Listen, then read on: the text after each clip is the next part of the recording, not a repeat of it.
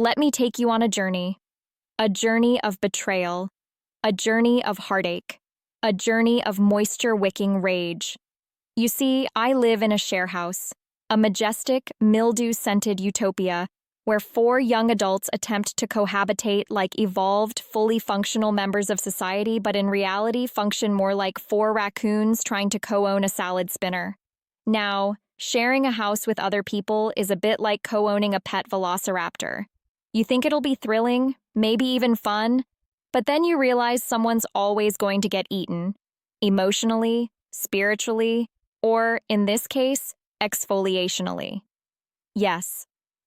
This is the story of the loofah incident. You see, I had a loofah, not just any loofah. A glorious, ergonomically sound, sustainably sourced, artisanal, charcoal-infused loofah with a string loop for hanging and a spongy center that felt like the loofah equivalent of a warm hug from your nana, who bakes cookies and smells like lavender and gentle judgment.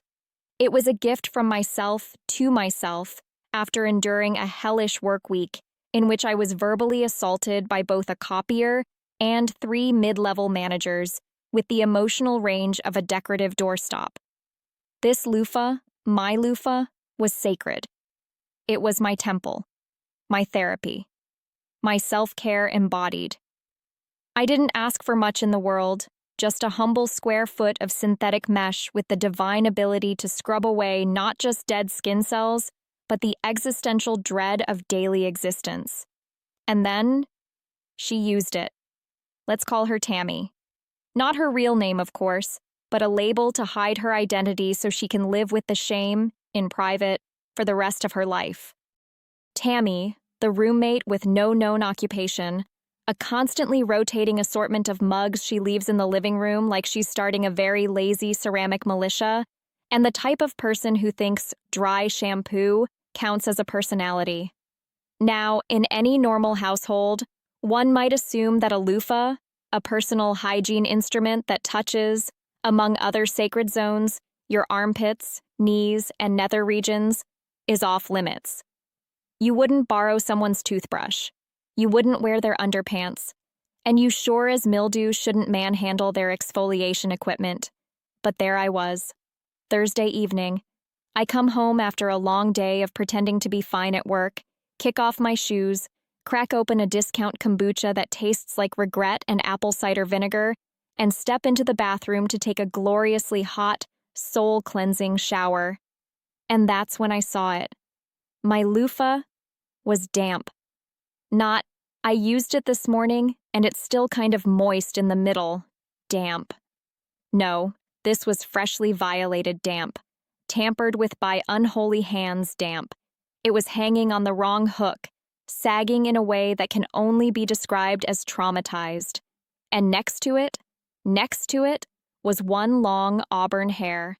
A hair that did not belong to me, because I have the hair color of burnt toast in winter depression. Friends, I did what any emotionally stable adult would do. I stood there, naked, dripping, and I screamed, "You monster!" into the void like a Shakespearean ghost in the midst of a haunting. Tammy had used my loofah, and not just like touched it once by accident while reaching for conditioner used it. No, she had put it to work. This poor thing had been overlathered.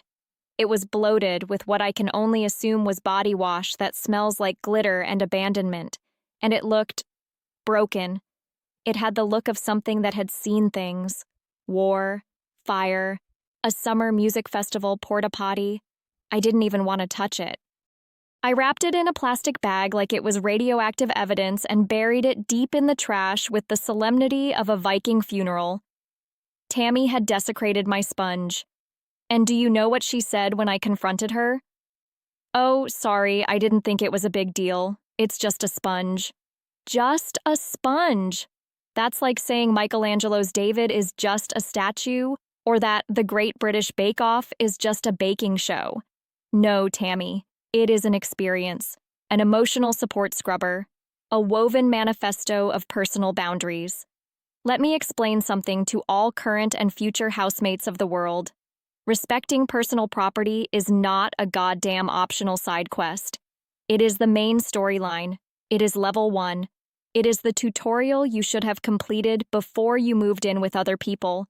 And yet, somehow, in shared living environments, basic respect is treated like a nice to have rather than a non-negotiable rule. My loofah is just one in a long, horrifying list of offenses. The roommate who borrowed my almond milk and returned it with floaties that should be studied by NASA. The one who thought using my razor would be fine as long as they didn't nick anything important. The one who wore my towel, the fabric rectangle that dries my entire being. What is it about shared houses that turns grown adults into feral toddlers with access to deodorant and an Amazon Prime account? It's not that hard. Just don't use things that aren't yours. If you wouldn't lick it, don't use it. If it touches someone's skin in ways that would get you arrested in at least 3 countries, don't use it. That's the golden rule of shared housing. Thou shalt not yeet thy roommate's loofah into the sin bin of shared bacteria. And yet, Tammy used my sacred exfoliator with the callous indifference of a woman who thinks astrology is a substitute for self-awareness. I tried to explain it gently. I said, "Hey, Tammy, I'd really appreciate it if you didn't use my personal hygiene items. It's just a boundaries thing." And she said, "Well, you left it in the shower." "Oh, I'm sorry. I didn't realize leaving something in the bathroom where showers occur was the same as putting it in the communal donation bin. Following that logic, I should be free to use her tweezers, her loopy scalp massager, and maybe that unspeakably weird face roller thing she keeps in the fridge. After all, she left them in the house." But no.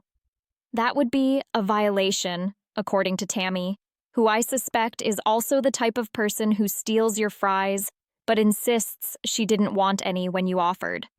So, I did what any sensible, peace-loving person would do. I passive-aggressively bought a replacement loofah. A massive one. A comically oversized one. The kind of loofah that says, "I have a restraining order against shared bath products." It was neon orange and looked like a sponge trying to cosplay as a jellyfish. I even labeled it, with a Sharpie. I wrote, "Do not touch. If you touch this, you agree to pay my therapy bills."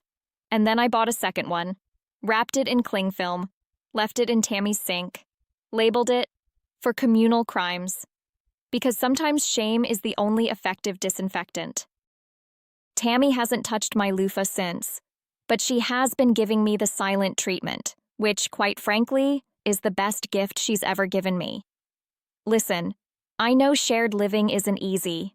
I know we all grew up in different households, some of which apparently had the hygiene standards of a raccoon family reunion, but come on. We live in a society with rules, one of which should be, unequivocally, if you didn't buy it, don't rub your butt with it. I'm not asking for much, just the freedom to cleanse my pores in peace, to scrub my sins away without wondering whose sins are now also embedded in the mesh, to emerge from the shower not smelling faintly of betrayal and body glitter. So to all current and future housemates, I say this: respect the loofah, respect the towel, respect the tiny sanctuaries of self-care we carve out in this hellscape of adult life. If you're tempted to borrow something, anything, ask first. And if the answer is no, take the L and move on. Because there's nothing worse than a soggy sponge and the damp, crusty knowledge that someone else exfoliated their weird, mysterious elbows with it. Except maybe moldy almond milk. So now for the epilogue to this little story. 2 weeks later, I came home to find Tammy had moved out. No note, no goodbye. Just a trail of mismatched socks, half-used conditioner bottles, and, God help me, my old loofah. She'd fished it out of the trash, used it again, and left it on my pillow like a wet sponge-shaped vendetta. I burned it. And then, for good measure, I moved out too. Because no rent savings are worth fighting over body sponges with a sociopath who thinks my exfoliating tools are her exfoliating tools. I now live alone. My loofah and I are very happy together.